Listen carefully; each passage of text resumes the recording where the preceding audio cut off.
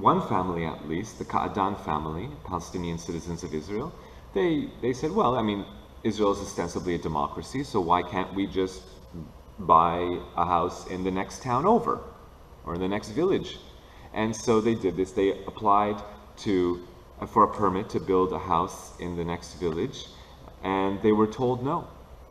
We only allow Jewish people to buy land and to build houses here. We boycott non-Jews. Now, this seemed to be an obvious case of discrimination, so the Qaadan family took it to the court system and it actually went all the way up to the Supreme Court. And in the Supreme Court, the court asked the JNF, the Jewish National Fund, to respond to these charges of racism, because in Israel, most of the land is actually either owned by the government or by quasi-state organizations like the Jewish National Fund. And so this is what the JNF had to say in response to these charges. It said, the JNF is not a public body that works for the benefit of all citizens of the state. The loyalty of the JNF is given to the Jewish people, and only to them is the JNF obligated. The JNF does not have a duty to practice equality towards all citizens of the state.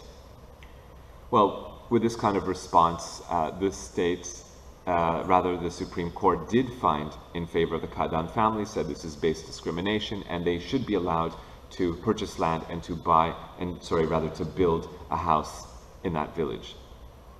That's good, but unfortunately, as so often happens with the Supreme Court, they lay down the law and they launder the worst excesses of the Knesset, and then the Knesset just comes up with another way to get around this new ruling.